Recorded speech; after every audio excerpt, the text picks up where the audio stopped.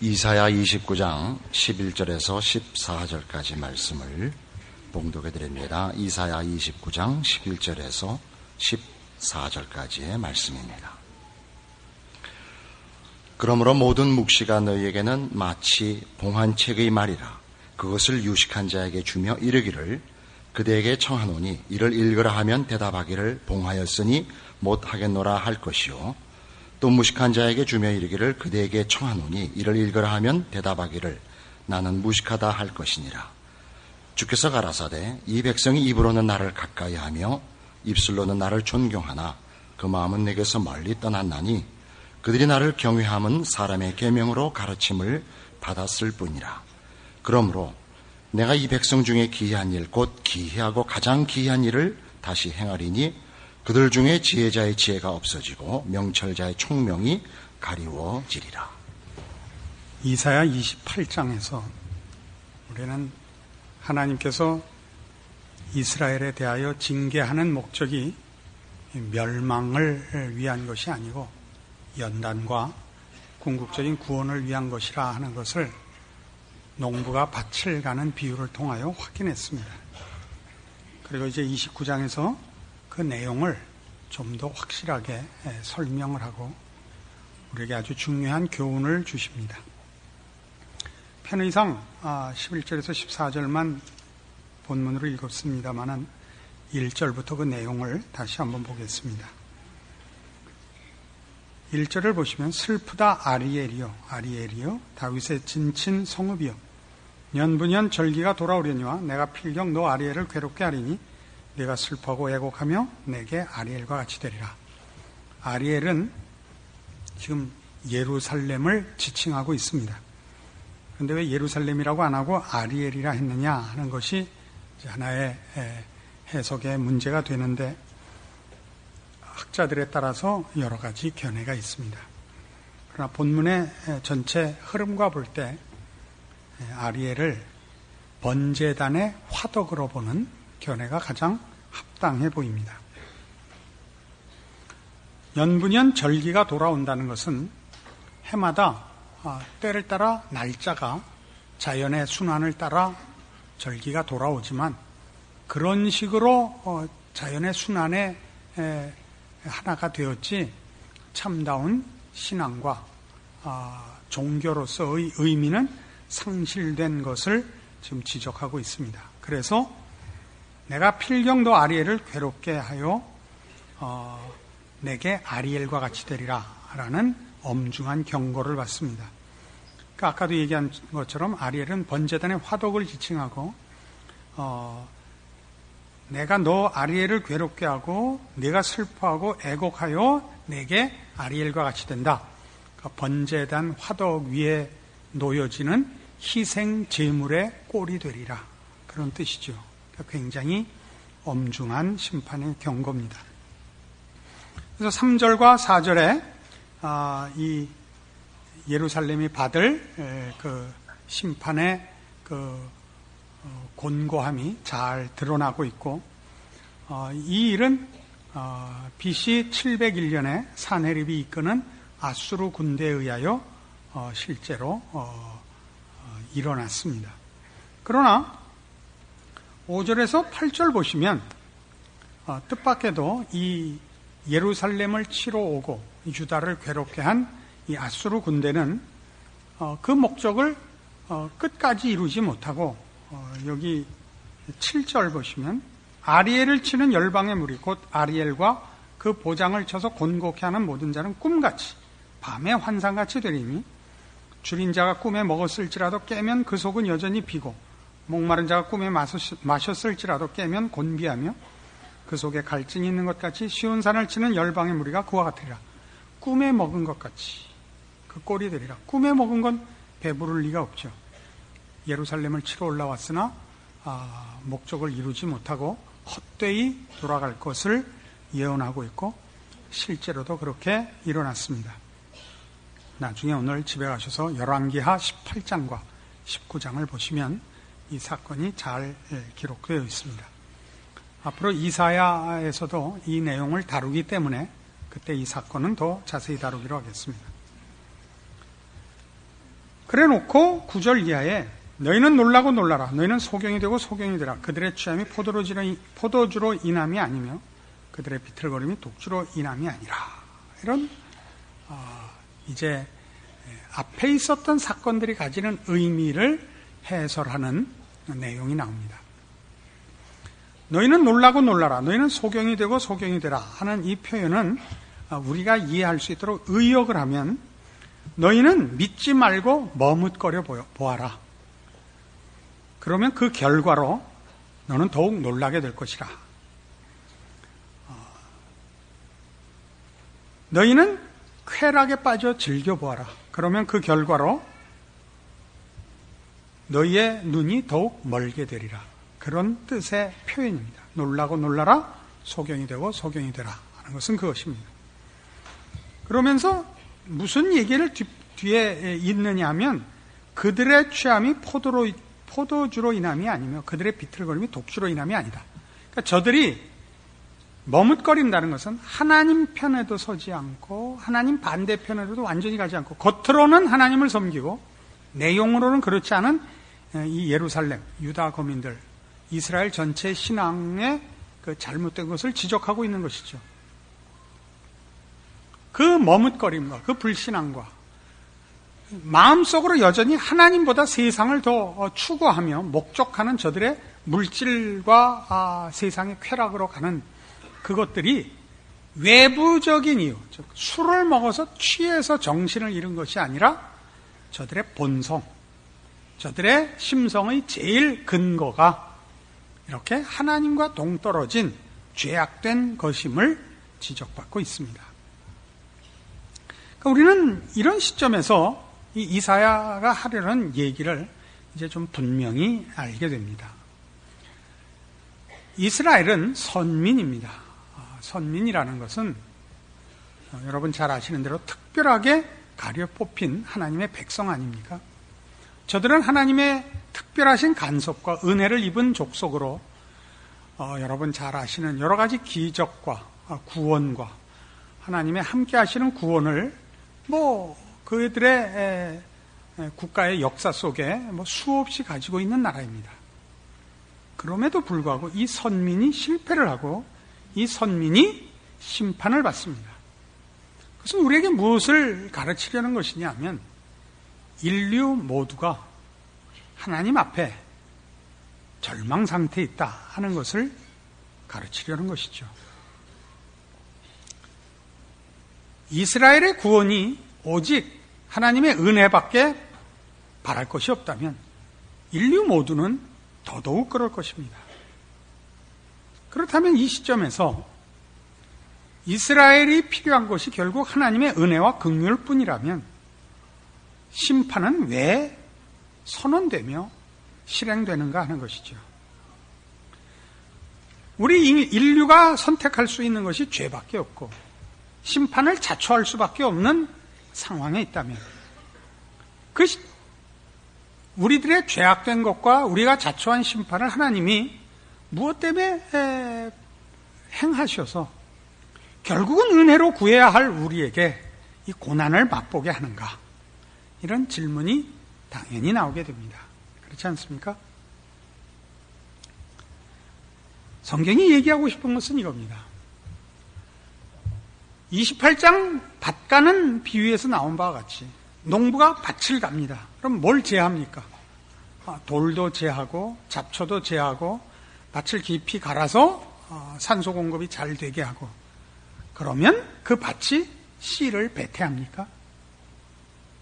밭을 잘 갈아놓고 거기 해를 쪼이고 거기 비를 내리면 그 없던 씨가 생기고 없던 싹이 납니까? 그렇지는 않습니다. 결국은 농부가 씨를 뿌려야 되는 것입니다. 은혜지요. 구원은 은혜지요. 그러면 바로 심판은 우리에게 무슨 의미가 있는가? 조금 전에 바로 그 질문을 지금 풀려고 하는 것입니다. 구원이란 결국 죄로부터의 구원입니다. 죄란 무엇이죠? 하나님 없는 것. 하나님 없는 것이 가지는 참상이 뭡니까? 더러움, 흑암, 비열함. 이런 그것들이 죄죠. 그것으로부터의 구원입니다. 그러니까 구원이란 거룩으로 가는 것이요, 성결로 가는 것이요, 하나님께로 가는 것입니다. 그러니까 심판은 우리가 저지른 죄에 대한 벌이기보다 구원의 한 내용이죠. 왜요? 구원이 죄의 더러움과 부패로부터 구원해내는 것이니까 심판을 행함은 잘못을 벌하는 것보다 잘못하는 모든 죄악된 더러움을 제거하는 구원의 내용에 있어서의 한 부정적인 방법이겠죠. 그렇지 않습니까? 우리는 일견 이렇게 쉽게 생각하는 버릇이 있습니다. 하나님을 믿고 신앙을 가지면 만사형통하리라고 생각을 하죠. 제일 신자들을 괴롭히는 내용이 뭐냐 하면 하나님을 믿고 의지하는데도 고난과 고통과 말하자면 일종의 벌이 있다는 사실입니다. 놀라지요. 왜 그렇죠? 그것은 죄를 벌함이 아니라 여러분 안에서 구원을 이루고 계시는 하나님의 손길인 것입니다. 구원이 뭐라고요? 거룩으로 가는 싸움입니다. 그러니까 잘못된 길로 가며 잘못된 버릇과 잘못된 습관을 꺾어야 되니까 매질을 할 수밖에 없죠. 그래서 잘못에 대한 벌이기보다 버릴 수도 있죠. 더 적극적으로 얘기해서 그게 구원입니다. 그러니까 참된 신앙이 뭐냐라고 얘기하면, 그리고 구원에 대한 우리의 기대가 무엇이어야 되느냐 이렇게 얘기를 하면 만사형통이 아닙니다. 거룩으로 가는 싸움에서 벌어지는 힘든 신앙의 갈등과 고민과 하나님의 인도하심으로 인한 은혜를 짐지고 가는 인내의 싸움입니다. 제가 이 만연체를 좋아해서 중간중간 알아서 숨 쉬면서 들으세요. 설교 듣다 숨 막혀서 죽은 사람도 있으니까. 그러니까 우리의 신자된 인생을 보면 하나님이 나를 만사형통하게 하시고 성공시켜서 무엇으로 쓰지 않아요. 잔다크 같이 이렇게 안 써요. 이렇게 안 쓰고 자기 하나 신앙생활 해나가기 버겁게 만드신다고요. 다들 놀라죠. 우리가 가지는 신앙에 대한 기대는 내가 주 앞에 진심을 바치고 헌신하면 하나님이 내 마음의 모든 죄과를 뿌리로부터 제거해 주시고 주를 위하여 능력과 재주와 필요한 모든 것을 공급해서 보란듯이 써주실 걸로 기대들을 하는데 계속 지지고 볶는 일만 있단 말이에요. 그렇게 기도 열심히 하고 한데 애새끼는 또 가출했단 말이에요. 이걸 확 이번엔 그냥 내비둬 고민에 빠지게 만든단 말이에요. 그래서 주를 위해서 번듯한 일 한 번 할 틈이 없이 어느 날 정신을 차리고 보니까 환갑이 다 됐단 말이에요. 한 건 없고 왜 사나? 뭘 믿나? 내가 믿는 것의 정체는 무엇인가? 이런 의심이 들죠. 그렇지 않습니다. 하나님은 한순간도 신자들을 놓아두시는 적이 없습니다. 우리의 신자된 평생은 어느 한순간도 하나님의 간섭하심과 인도하심과 이 가르치심에서 벗어나는 적이 없습니다. 그게 뭐죠? 지지고 볶는 일상입니다. 일상의 중요성을 아셔야 됩니다. 그 속에서 뭘 했죠? 하나님 우리를 거룩으로 인도하고 계시며 간섭하고 계시며 교육하고 계시며 교훈하고 계십니다. 그걸 느끼지 못하면 여러분들이 겪은 모든 그 지지고 볶은 고난의 날들, 그 고통의 날들이 무효가 되죠. 이걸 깨우치셔야 됩니다. 그러니까 우리가 하나님 없이 행복을 추구하며 하나님 없는 곳에 소원을 두는 것은 다 죄입니다. 하나님은 그 싸움을 하시는 겁니다. 우리가 얼마나 주를 위하여 번듯한 일을 했느냐를 따지지 않습니다. 성경은 그런 요구를 하는 적이 없습니다. 우리의 모든 생각과 습관과 잠재의식과 세포의 모든 부분까지 하나님을 즐거워하고 하나님을 소원하는 것으로 채워지기를 바라십니다. 언제나 이 한 사람밖에 없단 말입니다. 나랑 짜고 나온 이 한 사람밖에 없단 말입니다.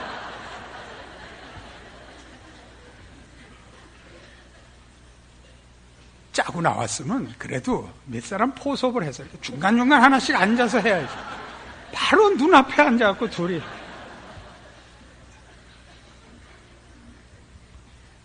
우리 신앙의 그 믿는 바 교리를 잘 압축하여 정리한 요리문답이라는 책이 있습니다. 대요리문답이 있고 소요리문답이 있는데, 여러분 세례 받으실 때 공부할 때 그 소요리문답 공부를 하실 겁니다. 그 첫 번째 질문이 됩니다. 문답 형식으로 되어 있죠. 사람의 제일 되는 목적이 무엇입니까? 하나님을 즐거워하며 영원토록 그를 기뻐하는 것입니다. 하나님이 수단이 되거나 포상자가 되는 것이 아니라 하나님 당신이 목적이 되는 것이 신앙의 최고의 내용이요 목표라고 가르치고 있습니다. 성경이 요구하는 기독교 신앙의 정수는 뭐냐? 하나님께서 우리를 사랑하시며 우리 보고 마음과 뜻과 정성을 다하여 하나님을 사랑하라고 요구하신다는 사실입니다. 그러니까 신앙은 이상도 아니고 윤리도 아니고 도덕도 아닙니다. 관념이 아닙니다. 근본적으로 인격과 인격의 관계입니다. 그 사람이 가지는 직업 중에 제일 고단한 직업이 뭐냐면 사람을 만나는 직업이 제일 고단합니다. 왜 사람을 만나는 직업이 고단하냐면 사람만큼 징그러운 것이 없기 때문입니다. 그러나 사람만큼 사람을 기쁘게 하고 놀라게 하는 것도 또 없습니다. 그러니까 이 목사는 다 수명이 짧아요. 온탕냉탕으로 하루에도 한 사람이 하루에도 70번씩 7번 마음을 바꾸거든요. 77이 77.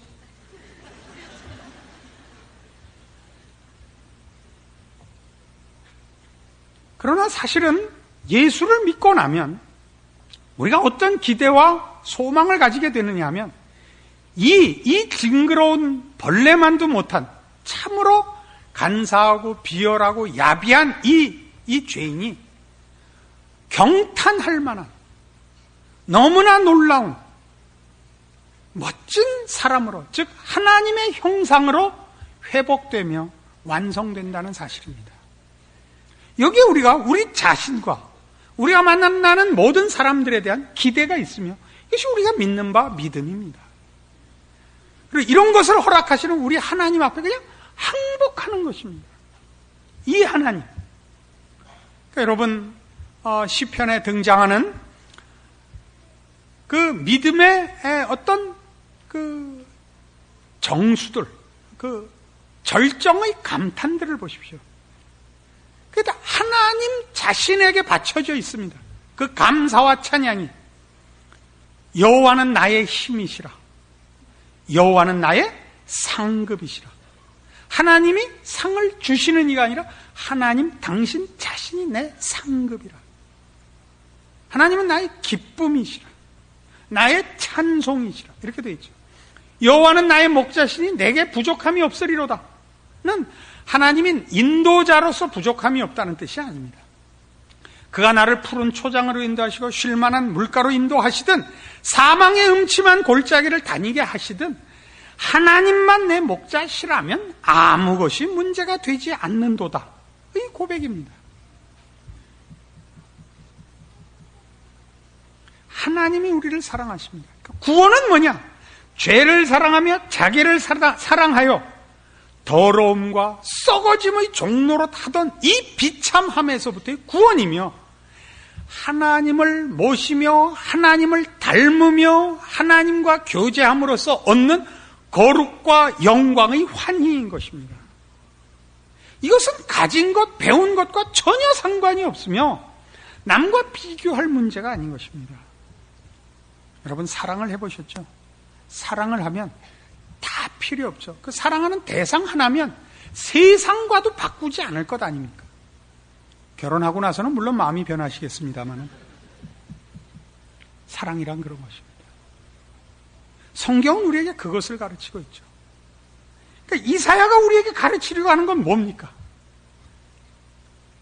하나님이 도대체 왜 이러시는가? 왜 구원하시고 은혜를 베풀고 사랑하고 복줘야 되는 그의 자녀들에게 심판을 행하시는가? 사랑하시기 때문에, 구원하셔야 되기 때문에, 그 심판 자체가 은혜이기 때문에 그렇게 찾아오신다는 거죠. 은혜가 뭔데? 더러움과 썩어짐으로부터의 구원이니까. 더러움과 썩어짐을 놔두고 기쁨을 얻는다면 그건 벌이라니까요. 그건 죄라니까요. 그건 하나님이 허락하신 것이 아니라고요. 그러나 우리의 신앙을 점검해 보십시오. 대부분의 신앙의 최고의 약점은 뭡니까? 하나님이 수단이 돼요. 하나님을 목표로 하고 내용으로 하는 신앙이 아닌 세상을 목표로 하고 내용을 한 것에 형통함이 주어지는 것. 이것이 대부분 신앙이라는 이름으로 요구되는 참으로 말도 안 되는 복인 것입니다. 말도 안 되는 복. 복이 아닌 복이죠. 우리는 이런 데 익숙해 있습니다. 성경의 가르침이 우리에게 무엇을 말하는지 아셔야 됩니다. 그리고 이런 하나님 없는 것으로 목표를 삼고 기쁨을 삼는 것을 성경은 교만이라고 합니다. 하나님이 없는데 거기에 기쁨이 있고 하나님이 없는데 거기에 행복이 있다고? 그것은 자기가 주인이 되며 자기의 욕심을 채우는 것으로 쾌락을 삼는 것을 말하며 그런 차원에서 성경은 가장 큰 죄의 모습을 교만이라고 지적하는 것입니다. 교만은 으스대는 것 정도가 아닙니다. 교만은 건방을 떠는 정도가 아닙니다. 그것은 다 유치한 사람의 뭐라 그래야 되나요? 유치한 사람의 방정을 떠는 것이죠. 그런 것은 자랑할 문제도 아니요. 그것은 기뻐할 문제도 아닌 것들이죠. 그러나 그것이 기쁨이 되고 자랑이 되는 원리는 뜻밖의 모든 사람들에게 죄의 본성으로 만연되어 있어서 우리는 겸손을 가장하며 말을 삼키고 있고 건방을 자제하고 있지만 우리의 소원과 욕심이 세상을 향하여 달려가고 사람들과 비교한 우월감에 우리의 소원이 못 박혀 있기 일쑤입니다. 여기서 돌아서셔야 되는 겁니다. 하나님이 우리의 인생에 간섭하시고 우리 인격에 개입하사 우리를 하여금 더러움과 부패함으로부터 건져내시고자 펼치신 손길에 대하여 감사할 줄 아셔야 합니다. 그 은혜를 이해할 수 있어야 됩니다. 하나님이 나를 버려두시는가? 왜 내 기도에 응답하시지 않는가? 응답하시죠. 하나님은 우리는 혹 하나님을 잊어도 하나님은 우리를 잊지 않으시죠. 우리는 신앙생활을 하다 말다 해도 하나님은 우리를 향하여 베푸시는 은혜와 간섭과 인도와 복주심을 중단하는 적이 없죠. 이것이 성경이 우리에게 가르치려고 하는 것입니다. 여러분, 정상적인 부모라면 자녀에게 무엇을 요구하십니까? 훌륭한 사람을 요구합니다. 훌륭하다는 것은 세상적인 차원에서의 성공과는 다릅니다. 여러분 자녀가 공부를 잘합니까? 여러분 자녀가 똑똑합니까? 기뻐할 일이죠. 그러나 그것이 훌륭함입니까? 똑똑하면 훌륭하고 힘이 세면 훌륭하고 공부를 잘하면 꼭 훌륭합니까? 그렇지 않습니다. 우리는 세상적인 차원에서 성공을 위해 사람들이 얼마든지 비열하고 야비해지는 것을 봅니다. 그러한 성공을 우리는 신앙적 차원에서 용납해서는 안 됩니다. 자신도 용납해서는 안 되고 자녀에게 가르쳐서는 안 됩니다. 우리의 훌륭함은 하나님의 자녀의 영광에 있어야 됩니다. 하나님의 하나님 되시는 그 고급함, 그 거룩함에 우리의 목표가 있어야 됩니다. 그것은 정직한 것이며 그것은 성실한 것이며 그것은 하나님의 형상으로 지음을 받은 신의 성품에 참여한 고급한 인격의 경지여야 합니다. 그것을 위하여 하나님은 우리에게 일상을 주시며 우리에게 인생이라는 기간을 허락하고 계십니다. 여러분 모두가 겪는 것입니다. 여러분 자녀를 기르면서 부부 관계에서 이웃 앞에서 세상에서 살아가면서 매일 시험받고 있고 매일 훈련받고 있고 매일 확인받고 있는 일입니다.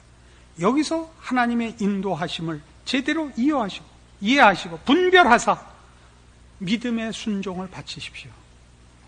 여러분에게 허락되는 하나님의 복주심과 그 은혜의 결과들을 여러분이 맛보실 것입니다. 그것은 세상이 줄 수 없는 것이며 신자만의 독특한 유일한 내용들입니다. 한국교회가 이것을 가져야 합니다. 신자라는 이름, 신앙을 고백하는 모든 하나님의 자녀들이 놓쳐서는 안 되는 복이요, 하나님께서 주시고자 하는 유일한 것입니다.